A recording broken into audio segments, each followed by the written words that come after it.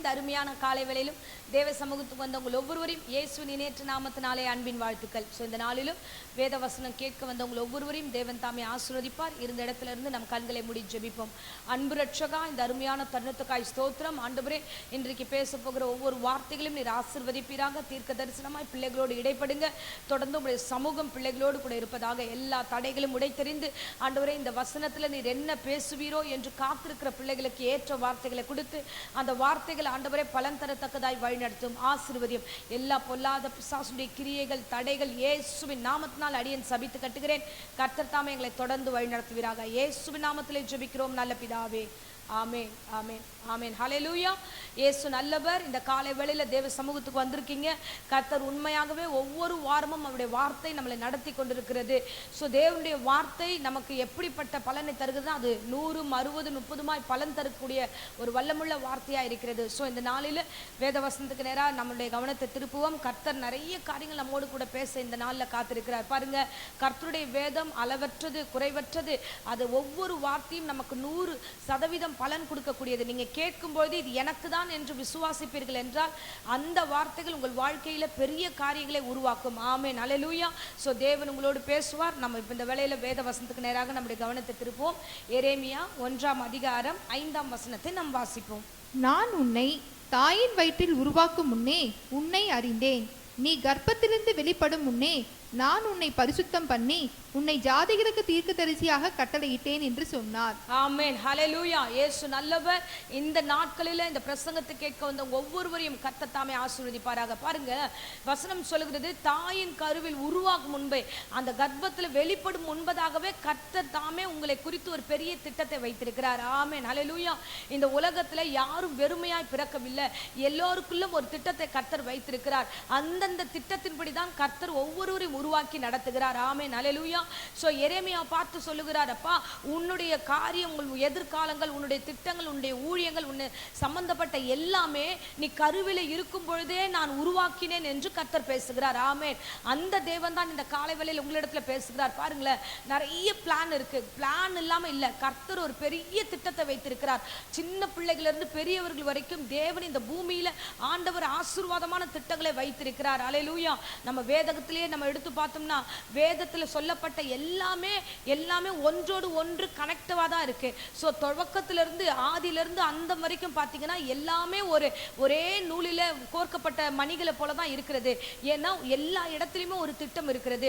ஆதியில ஆரம்பிச்சு கடைசி ரெவலேஷன் வரைக்கும் நம்ம வரோம்னா எல்லாமே தேவ திட்டத்தின் பேர்ல தான் ஒவ்வொன்றாய் நடந்து கொண்டிருக்கிறது. ஆமென், அல்லேலூயா. அப்படின்னா இந்த உலகம் திட்டத்தோடு உருவாக்கப்பட்டது. நாம தேவ திட்டத்தோடு படைக்கப்பட்டிருக்கிறோம். ஒவ்வொரு வாழ்க்கையில தேவன் அவருடைய சித்தத்தை செய்யும்படியாக முன்கூட்டியே கர்த்தர் ஒரு பெரிய காரியத்தை செய்து வைத்திருக்கிறார். ஆனா நாம என்ன நினைக்கிறோம் அப்படின்னா, ஆண்டவரே, எனக்கு எதுவுமே இல்லையா, என் வாழ்க்கை வெறுமையா இருக்கே, நான் இப்படியே மரித்து போவேனா, எனக்கு என் ஃபியூச்சரை குறித்து எனக்கு பயமா இருக்கு, ஆண்டவரே எதிர்காலம் என்ன ஆகும், ஆண்டவரே இதே மாதிரி தான் நான் இருப்பேனான்னு சொல்லி பல நெகட்டிவான எண்ணங்கள் பிசாசு விதைக்கிறான். நாம நினைக்கிறோம் நம்ம வெறுமையா தான் போக போறோம், நம்மளுடைய காலங்கள் முடிய போகிறது, நமக்கு நேரம் முடிய போகிறது, சோ நம்ம சுற்றி இருக்கிற சூழ்நிலைகள் எல்லாம் பாதகமா இருக்கிறது, அதனால நம்மளால ஒன்றும் பண்ண முடியாது என்று நினைக்கிறோம். இல்ல, தேவனாகிய கர்த்தர் உங்களிடத்துல இந்த காலை வேளையில சொல்கிறார், உங்களை குறித்து அவர் ஒரு திட்டத்தை வைத்திருக்கிறார். இப்பொழுது நீங்கள் கடந்து போகிற ஒரு காரியம் வனாந்திர பாதையாவே இருக்கட்டும், அந்த பாதையிலும் கர்த்தருடைய சித்தம் இல்லாமல் அங்கே ஒருவரும் நடக்க முடியாது. அல்லேலூயா. சோ ஒவ்வொரு பாதைகளில் அவர்தான் வகுத்து நடத்தி கொண்டிருக்கிறார். அவர்தான் நம்மளை வழி நடத்தி கொண்டிருக்கிறார்.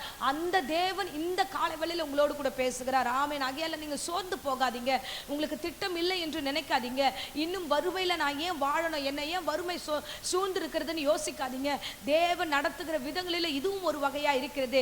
இந்த சூழ்நிலையில நாம் தளர்ந்து போகாம இருப்போம் என்றால் ஏற்ற காலத்தில் தேவனுக்காக வாழ்கிற பிள்ளைகளா நம்மளால வாழ முடியும். பாருங்க, தேவன் திட்டத்தை கொடுத்து தான் அனுப்பி இருக்கிறார். திட்டம் இல்லாமல் நீங்கள் இல்லை. திட்டம் இல்லாமல் இந்த பிரசங்கத்தை கேட்க முடியாது. தேவனுடைய பெரிதான ஆண்டவருடைய சித்தம் இல்லாமல் என்னாலும் இந்த வேளையில பிரசங்கிக்க முடியாது. அப்ப நான் பிரசங்கிக்கிற நானாகட்டும், கேட்கிற நீங்களாகட்டும், தேவனுடைய பெரிதான காரியத்துல திட்டத்தை அதிகாரத்திற்குள்ளாக நாம் வந்திருக்கிறோம் என்பதை நீங்கள் புரிந்து கொள்ள வேண்டும். ஆமென், அல்லேலூயா. பாருங்களேன், வேத வசனத்துல நம்ம இயேசு கிறிஸ்துவை குறித்து பார்க்கிறோம். ரட்சகராக இயேசு கிறிஸ்து இந்த உலகத்துல வெளிப்பட்டார்னா ஏதோ திடீர்னு ஒரு பிளான் பண்ணி திடீர்னு ஒரு காரியம் வந்து அதுக்காக அவர் வெளிப்பட்டார்னா இல்ல, அப்படி சொல்லல வசனம். சோ வேத வசனம் சொல்லுகிறது, அப்போஸ்தலர் 2ஆம் அதிகாரம் 22 23ஆம் வசனத்தை நம்ம வாசிப்போம். இஸ்ரவேலரே, நான் சொல்லும் வார்த்தைகளை கேளுங்கள். நீங்கள் அறிந்திருக்கிறபடி நசரேயனாகிய இயேசுவை கொண்டு தேவன் உங்களுக்குள்ளே பலத்த செய்கைகளையும் அற்புதங்களையும் அடையாளங்களையும் நடப்பித்து அவைகளினாலே அவரை உங்களுக்கு வெளிப்படுத்தினார். அப்படி இருந்தும் தேவன் நிர்ணயித்திருந்த ஆலோசனைப்படியேயும் அவருடைய முன்னறிவின்படியேயும் ஒப்பு கொடுக்கப்பட்ட அந்த இயேசுவை நீங்கள் பிடித்து அக்கிரமக்காரருடைய கைகளினாலே சிலுவையில் ஆணி எடுத்து கொலை செய்தீர்கள். ஆமென், ஹல்லேலூயா. இங்க இந்த ரெண்டே வசனத்துல ஃபுல் பைபிளே நமக்கு சொல்லப்பட்டது. முன்னறிவிக்கப்பட்டபடி தான் இயேசு வந்தார், முன்னறிவிக்கப்பட்டபடி தான் சோ இந்த வேளையில அவர் சிலுவையில் ஒப்பு கொடுக்கப்பட்டார். அப்போ பாவிகளுக்காக ரட்சகராக இயேசு ஒரு வர வேண்டும் என்பது ஆதி முதற்கொண்டு திட்டம் பண்ணின ஒரு காரியம். ஹல்லேலூயா. இயேசு நல்லவர். ஏதோ தானோ திடீர்னு ஆண்டவர் ஒரு கர்த்தர் ஒரு பிளான் போட்டு இயேசு கிறிஸ்துவை இந்த பூமிக்கு அனுப்பி சிலுவை சுமக்க வைத்து உடனடியாக ஒரு விடுதலை கொடுக்க அப்படியெல்லாம் கிடையாது. ஆதியிலே கர்த்தர் சொல்லப்பட்ட வார்த்தைகளை நிறைவேற்றி கொண்டிருக்கிறார்.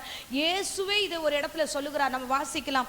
நம்ம லூக்கா 24ஆம் அதிகாரம் 44ஆம் வசனத்துல வாசித்தோம் என்றால், அவர்களை நோக்கி, மோசேயின் நியாயப்பிரமாணத்திலும் தீர்க்கதரிசிகளின் ஆகமங்களிலும் சங்கீதங்களிலும் என்னை குறித்து எழுதியிருக்கிறவர்களை எல்லாம் நிறைவேற வேண்டியதென்று நான் உங்களோடு இருந்தபோது உங்களுக்கு சொல்லி கொண்டு வந்த விசேஷங்கள் இவைகளே என்றார். ஆமென், ஹல்லேலூயா. முன்னதாகவே சீஷர்கிட்ட சொல்லி வைத்தார். அதை திருப்பி ரிமைண்ட் பண்ணி சொல்றாரு. முன்னாடி மோசே மூலமா சில தீர்க்கதரிசிகள் மூலமா சொல்லப்பட்ட ஆகமங்கள்ல சொல்லப்பட்ட வார்த்தை நிறைவேறுகிறது. அப்போ எல்லாமே பிளான் தான். அப்ப தேவன் பிளான் படிதான் ரட்சகராகிய இயேசு கிறிஸ்து இந்த பூமிக்கு வந்து தேவனாகிய கர்த்தர் சிலுவையை சுமந்து நமக்காக ஜெயம் எடுத்தவர். ஆமென். அப்போ அத்தனை பாடுகள் அத்தனை பிரச்சனைகள் இயேசு கிறிஸ்து சந்தித்தார் என்றால், தேவனாகிய கிறிஸ்து சந்தித்தார் என்றால் ஜெயம் எடுப்பதற்காக மாத்திரம்தான். ஆமென், அல்லேலூயா. இந்த வேளையில நீங்களும் உபத்திரவத்தின் பாதையில இருக்கலாம், வெறுமையின் பாதையில இருக்கலாம், சோ கைவிடப்பட்ட ஒரு சூழ்நிலையில இருக்கலாம். இன்றைக்கு நான் சொல்லுகிறேன் பாருங்க, இப்பேற்பட்ட நிலைமையில நீங்க இருக்கிறதுனால நீங்க தோற்று விட்டதுக்காக அர்த்தம் அல்ல. தேவனாகிய கிறிஸ்து எப்படி இந்த உலகத்துல 3ஆம் நாள் எழுந்து ஜெயம் எடுத்தாரோ அதே சூழ்நிலையில அதே மாதிரி நீங்களும் ஜெயம் எடுக்கிற பிள்ளைகளா இந்த நாட்கள்ல வாழ்வீர்கள். ஆமென், அல்லேலூயா. துவக்கம் இயேசுவா இருந்தா முடிவும் இயேசுவா தான் இருப்பார். சோ துவக்கம் கர்த்தரா இருந்தா ஆண்டவராகிய கிறிஸ்து உன்னை குறித்து வைத்த திட்டத்தை அவர் நிறைவேற்றுவார். அல்லேலூயா. நாம இந்த இடத்துல தளர்ந்து போக கூடாது, இந்த இடத்துல நம்ம இடறக்கூடாது, சோர்ந்து போக கூடாது, வனாந்திரம் என்று புலம்ப கூடாது. என் தேவனுக்கு அறியாம எனக்கு இந்த வனாந்திரம் இல்லை, என் தேவன் அறியாம என்னுடைய வாழ்க்கையில எந்த திட்டமும் நிறைவேறாது என்பதை விசுவாசிக்கிற பிள்ளைகளாய் நாம் காணப்பட வேண்டும். ஆமென், அல்லேலூயா. என் தேவனாகிய கர்த்தர் பாருங்களேன், பழைய ஏற்பாட்டுல பாத்தீங்கன்னா தாவீது கிட்ட கர்த்தர் சொல்லுவார், உன் பிள்ளையை நான் வந்து நிலைவரப்படுத்துவேன் அப்படின்னு ஒரு வாக்குத்தத்த வார்த்தைகளை கர்த்தர் கொடுக்கிறார். வாசிப்போம். 2 சாமுவேல் 7ஆம் அதிகாரம் 12ஆம் வசனத்தை நாம் வாசிப்போம். உன் நாட்கள் நிறைவேறி நீ உன் பிதாக்களுடைய நித்திரை பண்ணும்போது நான் உனக்கு பின்பு உன் கர்ப்ப பிறப்பாகி உன் சந்ததியை எழும்ப பண்ணி அவன் ராஜ்யத்தை நிலைப்படுத்துவேன். ஆமென், ஹல்லேலூயா. அவன் ராஜ்யத்தை நிலைப்படுத்துவேன். இப்போ தேவனாகிய கர்த்தர் எல்லாவற்றையும் திட்டப்படுத்துகிற தேவனாய் இருக்கிறார். தாவீதின் வம்சத்துல வந்தவர் தான் இயேசு கிறிஸ்து. அப்போ அந்த சந்ததியை நிலைவரப்படுத்துகிற தேவனாய் இருக்கிறார். தாவீதினுடைய ஆயுஸ் நாட்கள் பூரணப்பட்டதுக்கு அப்புறம் உன் சந்ததி நிலைவரப்படும், உன் சந்ததியில கிறிஸ்து பிறப்பார். அப்போ தேவன் ஆதியிலேயே தீர்மானம் பண்ணின ஒரு காரியம் என்னென்றா, தாவீதின் வம்சத்துல கிறிஸ்து பிறந்து இந்த உலகத்தின் ரட்சகராக மாற வேண்டும் என்பதாக. அல்லேலூயா. என் தேவன் பெரியவர், என் தேவன் பெரிய காரியங்களை செய்கிறவர். அப்பா, ஏதோ ஒரு இடத்துல உட்கார்ந்துருக்கோம், ஏதோ ஒன்று பேசிக்கிட்டு இருக்கோம், ஏதோ நம்ம வேலை செஞ்சுக்கிட்டு இருக்கோம், இல்ல இல்ல, அந்த காரியம் எல்லாமே கர்த்தர் தான் உங்களை உருவாக்கி நடத்தி கொண்டே இருக்கிறார். எல்லாவற்றிற்கும் அவர் பெரிய திட்டத்தை வைத்திருக்கிறார். பாத்தீங்கன்னா இயேசு கிறிஸ்து வருவதற்கு முன்பதாகவே யோவான் ஸ்நானகத்தை குறித்து வேதம் சொல்லுகிறது. சகரியாக்கு தேவன் வந்து ஒரு வார்த்தையை சொல்லுகிறார். என்னன்னா, பிள்ளை இல்லாம இருப்பாங்க, நீண்ட காலமாக வயது சென்ற தம்பதிகள் அவர்கள், அவங்க பிள்ளை இல்லாத இருக்கும் போது அங்கே வந்து தேவதூதன் வந்து சொல்லுகிறார், உனக்கு ஒரு பிள்ளை பிறப்பான், அந்த பிள்ளையை குறித்து ஒரு பெரிய திட்டம் உண்டு, சோ கிறிஸ்துவுக்கு முன்பதாக அறிவிக்கப்பட்டவனாக அவன் பிறப்பான் என்று அவனை குறித்து ஃபுல் டீடைல்ஸ். அப்போ அந்த குழந்தை பிறந்த உடனே பேர் வைக்கும் போதே சகரியா என்ன சொல்லி தெரியுமா கூப்பிடுறான்? அவன் சொல்லி ஒரு அழைப்பு என்னன்னா, லூக்கா 1ஆம் அதிகாரம் 76ஆம் வசனத்துல நம்ம வாசிக்கிறோம். நீயோ பாலகனே, உன்னதமானவருடைய தீர்க்கதரிசி என்னப்படுவாய். நீ கர்த்தருக்கு வழிகளை ஆயத்த பண்ணவும் நமது தேவனுடைய உருக்கமான இரக்கத்தினாலே அவருடைய ஜனத்துக்கு பாவ மன்னிப்பாகிய ரட்சிப்பை தெரியப்படுத்தவும் அவருக்கு முன்னாக நடந்து போவாய். ஆமென், ஹல்லேலூயா. அப்போ இயேசு கிறிஸ்துக்கு முன்பதாக வரக்கூடியவர்களை கர்த்தர் முன்னதாகவே ஆயத்தப்படுத்தி எல்லாவற்றையும் ஆண்டவர் உருவாக்கி வைத்திருக்கிறார். யோவான் ஸ்நானனுக்கு ஒரு வழியை வைத்திருக்கிறார். நீ இதற்காக தான் வந்திருக்கிற, நீ முன்னறிவிக்க தான் வந்திருக்கிற அப்படின்ற ஒரு திட்டத்தை இந்த காலை வேளையில கர்த்தர் உங்களோடு கூட பேசுகிறார். ஆமென், ஹல்லேலூயா. அப்போ தேவ பிள்ளைகளாகி நாம தேவ திட்டத்தை நிறைவேற்றத்தான் பிறந்திருக்கிறோம். தேவ சித்தத்தை நிறைவேற்றத்தான் பிறந்திருக்கிறோம். தேவன் ஒருவரையும் வெறுமையா இந்த உலகத்துல கொண்டு வரவே இல்லை. தேவன் கொண்டு வந்ததுக்கு ஒரு பெரிய நோக்கம் உண்டு என்பதை இந்த காலை வேளையில சொல்லுகிறார். ஹல்லேலூயா. இயேசு நல்லவர், இயேசு நல்லவர். இதே யோவான் ஸ்நானகன் ஞானஸ்தானம் கொடுத்துட்டு இருக்கும்போது இயேசு கிறிஸ்து கடந்து போகிறார். போய் ஞானஸ்தானத்துக்கு அந்த வழியில நிற்கும் பொழுது அப்போது யோவான் சொல்வார், ஐயோ ஆண்டவரே, உம்மாலே நான் ஞானஸ்தானம் பெற வேண்டியதா இருக்கிற, நீங்க இப்படி நிக்க கூடாதுன்னு சொல்லும்போது இயேசு அந்த இடத்துல அருமையான ஒரு வார்த்தை சொல்லுவார். மத்தேயு 3:15 வசனத்துல நம்ம வாசிக்கிறோம். இயேசு அவனுக்கு பிரத்யுத்தரமாக, இப்பொழுது இடம் கொடு, இப்படி எல்லா நீதியும் நிறைவேற்றுவது நமக்கு ஏற்றதா இருக்கிறது என்றார். ஆமென், ஹல்லேலூயா. இப்பொழுது இடம் கொடு, இது எல்லாவற்றையும் நிறைவேற்றுவது தேவனுடைய சரியான நேரம். இதுதான் நீதி. இந்த நேரத்தை நான் செஞ்சுதான் ஆகணும். ஆதியிலிருந்து அந்தம் வரைக்கும் கிறிஸ்துவை கொண்டுதான் இந்த உலகம் சுழன்று கொண்டிருக்கிறது. முன்னதாக எல்லாம் அறிவிக்கப்பட்டபடியே கிறிஸ்து இந்த உலகத்தில் வெளிப்பட்டார். அவர் உபத்திரவப்பட்டார், அவர் பாடுபட்டார், அவர் சிலுவை சுமந்தார், அவர் 3ஆம் நாள் உயிரோடு எழுந்தார். இப்படி எப்படி எல்லா காரியத்தையும் ஒழுங்குபடுத்தினாரோ அதே தேவன் தான் இன்றைக்கு நம்மையும் ஒழுங்குபடுத்தி நடத்துகிறார். அந்த நாட்களில் இயேசு கிறிஸ்து வருவதற்கு முன்பதாகவே யோவான் ஸ்தானத்தை ஆயத்தப்படுத்தி அங்க சொல்லுகிறார், அப்பா நாம நீதியை நிறைவேற்ற வந்திருக்கிறோம், சோ இதனாலதான் இந்த காரியம் நிறைவேறுது, நீ தடை பண்ணாதன்னு சொல்லுகிறாரு. இன்னைக்கு உங்ககிட்ட கர்த்தர் சொல்லுகிறார், நீங்கள் தேவ நீதி நிறைவேற்ற தான் பிறந்திருக்கிறீங்க. யாரும் வெறுமையாய் பிறக்கவே இல்லை. தேவ திட்டம் ஒன்று உண்டு. தேவன் உங்கள் மூலமா வெளிப்பட வேண்டிய ஒரு தேவனுடைய காலங்கள் உண்டு, நேரங்கள் உண்டு. அது எல்லாவற்றையும் ஆண்டவர் திட்டம் பண்ணி வைத்திருக்கிறார். அவர் செய்ய வல்லவராய் இருக்கிறார். ஆமென், ஹல்லேலூயா. அதுதான் எரேமியால வாச்சோம், தாயின் கர்ப்பத்தில் உருவாகும் முன்பே உன்னை பெயர் சொல்லி அழைத்தவர், கரு காணும் போதே நீ இப்படிப்பட்டவனாய் இருக்க வேண்டும், ஒரு தீர்க்கதரிசியாய் வாழ வேண்டும் என்று கர்த்தர் ஒவ்வொரு பிள்ளைகளுக்கும் ஆண்டவர் கட்டளை கொடுக்க வல்லவராய் இருக்கிறார். ஆமென், ஹல்லேலூயா. இயேசு எப்படி முன்னறிவிக்கப்பட்டபடியே வந்தாரோ அந்த இயேசு கிறிஸ்து தம்முடைய சீஷர்களை எடுக்கும்போது கூட, அநேகரை கூப்பிடும்போது கூட கர்த்தர் சொல்லுகிறார். பாருங்க, ஒரு வேத வசனத்தை வாசிச்சு நம்ம ஜெபிப்போம். மத்தேயு 9:9 வசனத்துல வாசிச்சோம் என்றால், இயேசு அவ்விடமிட்டு புறப்பட்டு போகையில் ஆயத்துறையில் உட்கார்ந்திருந்த மத்தேயு என்னும் ஒரு மனுஷனை கண்டு, எனக்கு பின் சென்று வா என்றார். அவன் எழுந்து அவருக்கு பின் சென்றான். ஆமென், ஹல்லேலூயா. சோ இயேசு கிறிஸ்து தன் காலத்துல வாழ்ந்து கொண்டிருந்த நாட்கள்ல ஆண்டவர் அடுத்து தம் சீஷர்களை எடுக்கும் பொழுது ஆண்டவர் சொல்கிறார், என் பின்னாடி வா அப்படின்னு சொல்லிட்டு கடந்து போனார். இன்றைக்கும் இந்த பிரசங்கத்தை கேட்கிற பிள்ளைகளே, ஆதி முதல் இயேசு கடந்து வந்தவர். அவர் கடந்து போகும்போது தன் சீஷர்களை அழைத்துட்டு மத்தேயு பார்த்துட்டு சொல்லிட்டு போறார், நீ எழுந்து என் பின்னாடி வா, நீ மத்ததெல்லாம் யோசிக்காத, மத்ததெல்லாம் குறித்து குழம்பாத, உன்னுடைய காரியத்தை குறித்து ஒரே இடத்துல உட்கார்ந்து யோசிக்காத, உனக்கென்று வைக்கப்பட்டிருக்கிற ஊழியத்தை நீ நிறைவேற்ற வேண்டும் என்று கர்த்தர் அவனை அழைத்து கொண்டு போகிறார். என் பின்னாடி வான்னு சொல்லிட்டு கடந்து போகிறார். அவனும் எழுந்து அவர் பின்பதாக சென்றார். ஆமென், ஹல்லேலூயா. ஒவ்வொரு சீஷர்களும் அப்படியாய் கர்த்தர் அழைத்தார். இன்றைக்கு இந்த பிரசங்கத்தின் மூலமா அடியேன் சொல்லுகிறேன், தேவனாகிய கர்த்தர் உங்கள் கண்டிருக்கிறார்.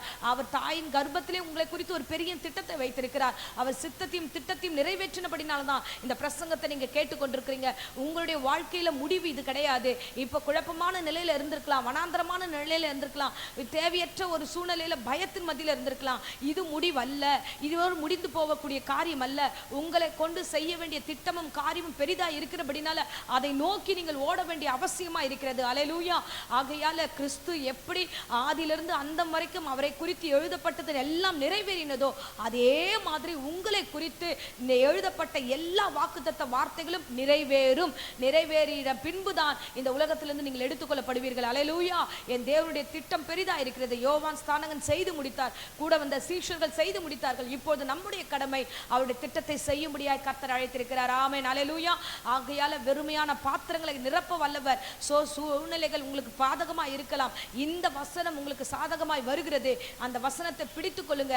ஆமென், கர்த்தர் என்னோடு இருக்கிறார், என்னை தெரிந்து கொண்டார், எனக்கு ஒரு திட்டத்தை வைத்திருக்கிறார், என்னுடைய சந்ததி நிலைவரப்படுத்துவார், தேவ திட்டத்தை நான் நிறைவேற்றுவேன் என்று விசுவாச வார்த்தைகளை அறிக்கையிட்டு கடந்து போங்க, பெரிய காரியங்களை பெற்றுக்கொள்ளுங்க. ஆமென். இப்பொழுதும் அடியேன் உங்களுக்காக ஜெபிக்கிறேன். இருந்த இடங்களில் கண்களை மூடி நாம் ஜெபிப்போம். அன்பு ரட்சகா, இந்த அருமையான தருணத்துக்காய் ஸ்தோத்திரம் ஆண்டவரே.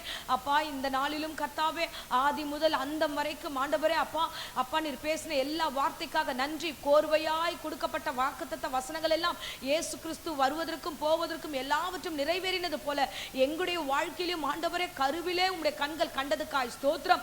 அது முதற்கொண்டு இந்நாள் வரைக்கும் நடத்தி கொண்டு வந்ததுக்காய் ஸ்தோத்திரம். இனியும் நீர் நடத்த போகிற கிருபைக்காக ஸ்தோத்திரம் ஆண்டவரே. எந்த காரியத்தை குறித்து என் பிள்ளைகள் கலங்காதபடி இப்பொழுது இடம் கொடு. எல்லா நீதியும் நிறைவேற்றுவது ஏற்றதாக இருக்கும் என்று வேத வசனத்தின்படி தடைகளை உண்டு பண்ணுகிற சாத்தானை நிர்மூலமாக்குகிறேன். நீதிக்கு தன் சரீரத்தை அர்ப்பணிக்க கர்த்தர் இந்த பிள்ளைகளுக்கு கிருபை தருவீராக. ஆசீர்வதிங்க.